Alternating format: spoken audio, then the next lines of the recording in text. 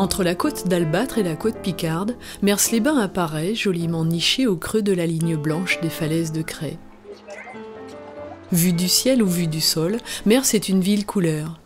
Belle époque ou art nouveau, art déco, céramique et beaux windows, la fantaisie architecturale des villas qui ornent son front de mer donne le ton. Mers-les-Bains est né à la fin du XIXe siècle, dans la folie des bains de mer, quand les Parisiens aisés ont pu, grâce au chemin de fer, accéder aux plages de la Manche en moins de 3 heures de train. Le village de pêcheurs et d'éleveurs est devenu plus frivole.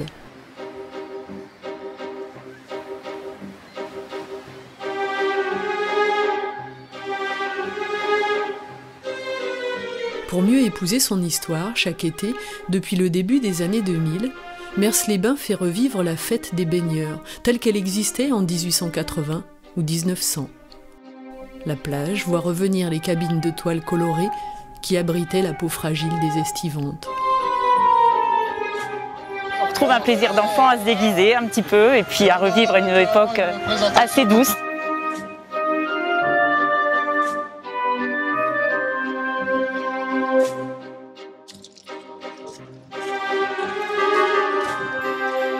Soleil d'été et sourire de fête, le dimanche des baigneurs commence par l'arrivée des élégantes, au bras de messieurs qui le sont tout autant. Et l'on replonge à l'époque des premiers maillots de bain, audace vestimentaire qui voyait les hommes abandonner leurs redingotes et les dames quitter dentelles et froufrous pour quelques rayures marines. 100 ou 130 ans plus tard, ce bain collectif estival offre toujours un brin de folie. Canotiers et pipes en bois, bonnets de dentelle et ombrelles ouvragées, tous sont ici par jeu, pour le plaisir d'un beau moment partagé.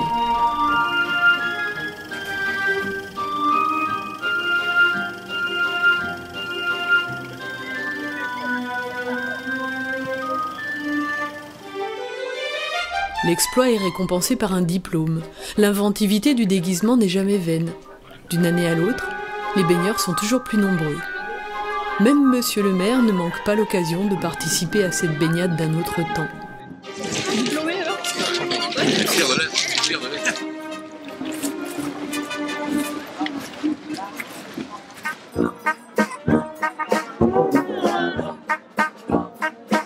Après-midi, les baigneurs sont secs, ils ont troqué le costume de plage pour l'habit de ville.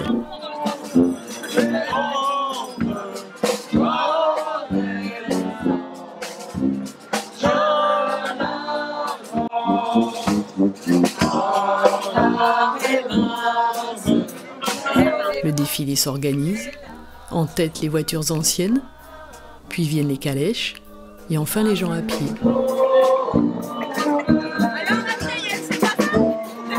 Tous ceux qui le souhaitent peuvent participer à la fête. Une seule règle, il faut être déguisé. Les uns louent leurs costumes, les autres les fabriquent, ou chinent une année entière pour préparer à la perfection le costume de l'année suivante.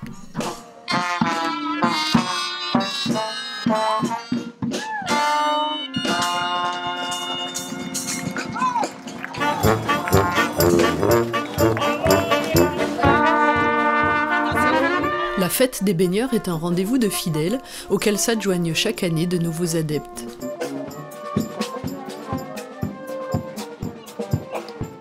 Le cortège, parti de la place du marché, longe le front de mer, du sud au nord.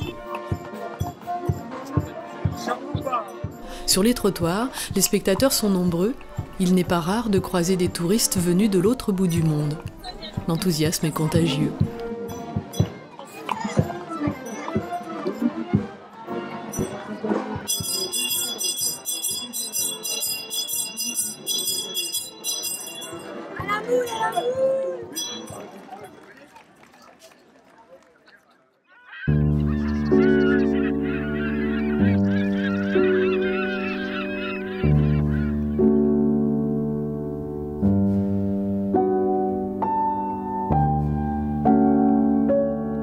Au milieu du XIXe siècle, Mers ne s'appelait pas encore les Bains et était un village accroché à flanc de coteaux. En bas, une digue de galets et une prairie marécageuse.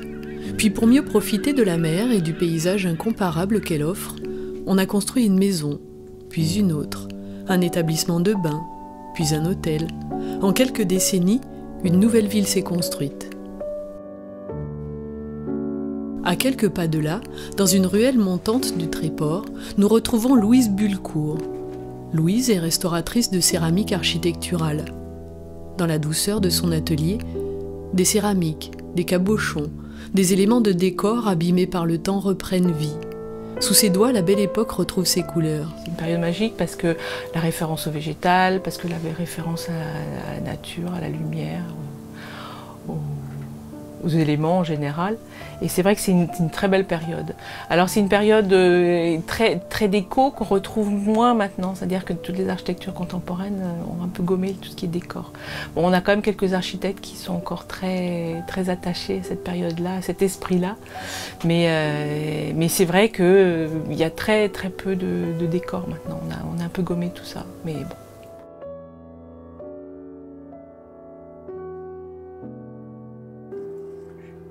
Donc la pièce a été estampée, elle a séché, et maintenant on va pouvoir la démouler.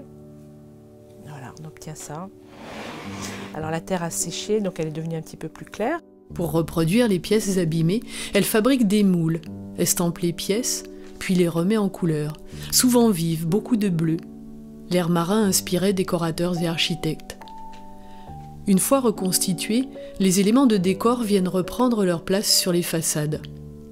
En 1986, le quartier balnéaire a été classé secteur sauvegardé parce qu'il a une valeur historique et esthétique incomparable. Donc ça représente souvent, c'est souvent repris de forme végétale. Hein. Les transformations ou aménagements doivent se faire dans le respect de l'existant.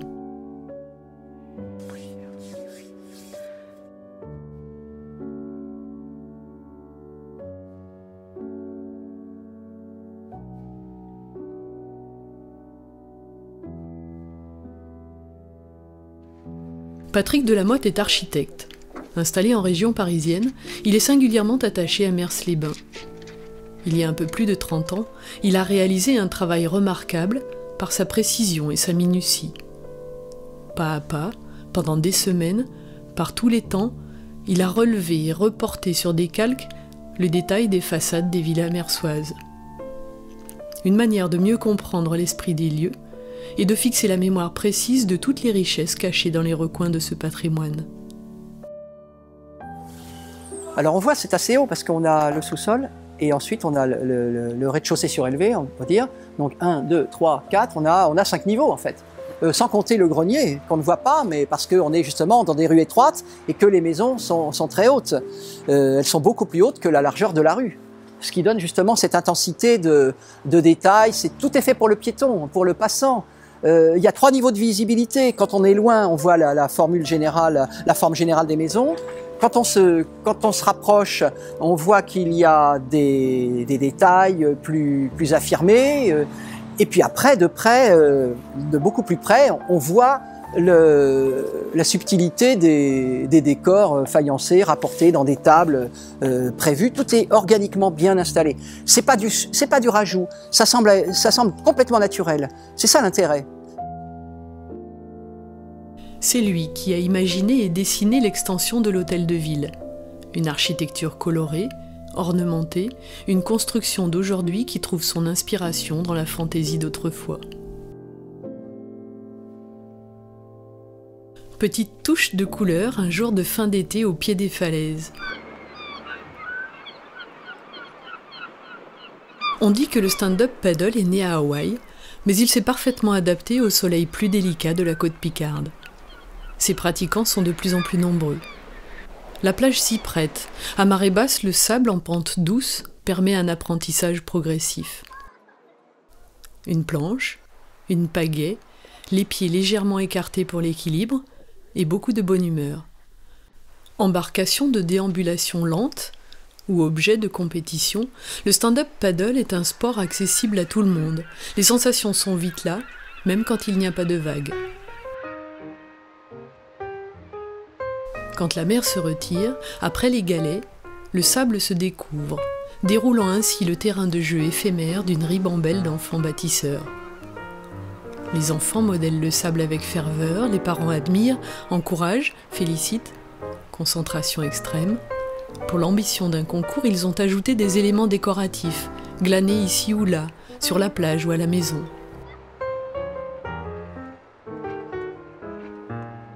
D'imagination fertile, ils inventent des œuvres d'art dont ils tenteront vainement de rebâtir les défenses face à la vague remontante. Les années passent, les jeux sont restés les mêmes. Il y a 100 ans déjà, la plage s'emplissait d'enfants pour des concours de châteaux de sable mémorables.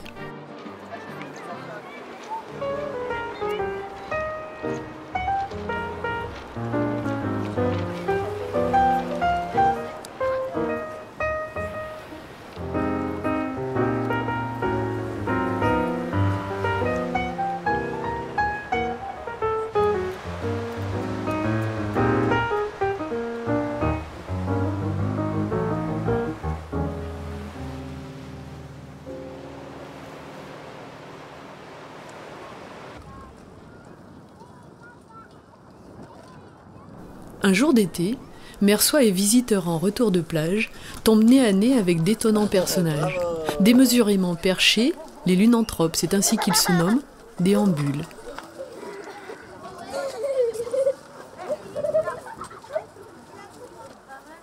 L'esplanade Belle Époque est aussi une scène de théâtre à ciel ouvert. Les passants y jouent un rôle inattendu, ravis de la surprise qui leur est faite.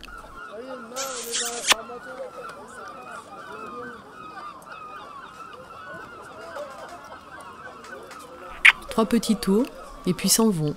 La demoiselle aux longues jambes et ses deux prétendants disparaîtront sans un mot, laissant un air de poésie flotter sur le front de mer.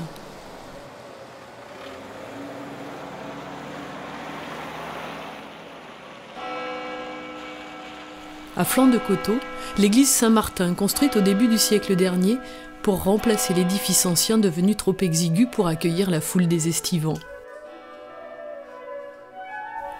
De la vieille église, on avait conservé le retable, classé au titre des monuments historiques.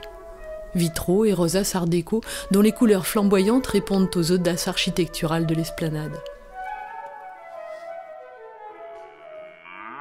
À l'arrière du front de mer, à la place de la prairie où paissaient autrefois vaches et moutons, il y a aujourd'hui le béton lisse et clair d'un des plus beaux skateparks de la région.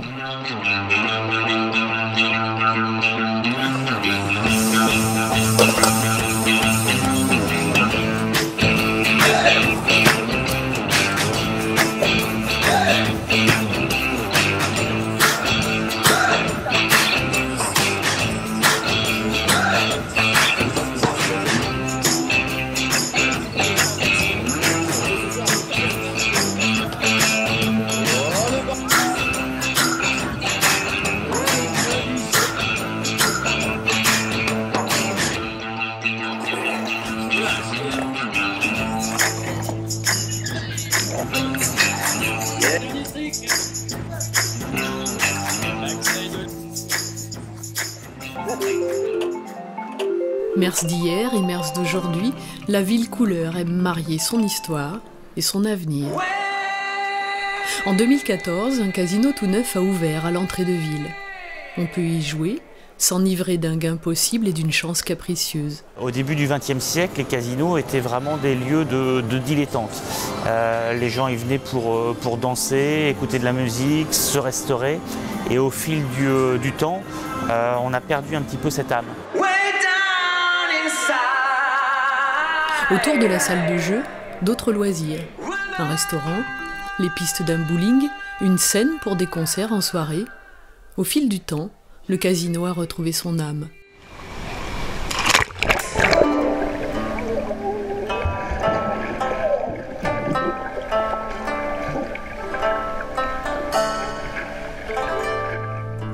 À 2 pas de la plage, une eau à 27 degrés pour les jours de pluie ou pour apprendre à nager, s'entraîner à une performance sportive ou reprendre une activité en douceur.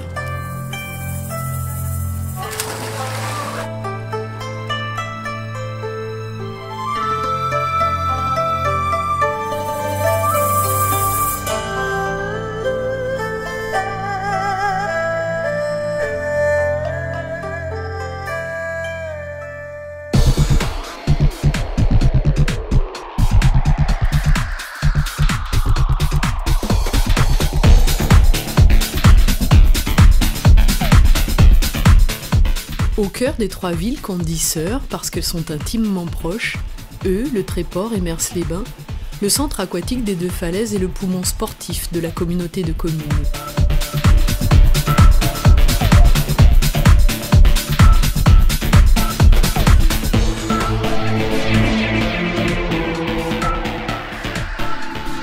Tout entière orientée vers l'ouest, la plage de Mers est offerte au soleil couchant. Paysage éternel, horizon fabuleux que d'autres ont contemplé avant nous. Les pêcheurs qui remontaient leurs barques au Moyen-Âge, les verrotières qui se nourrissaient du commerce des vers ou de la cueillette des coquillages, les élégantes dont les crinolines frôlaient les galérons, les familles d'aujourd'hui. Ricochets éternels, batailles de cerfs-volants et flâneries au soleil, Mers-les-Bains, ville couleur, est avant tout généreuse.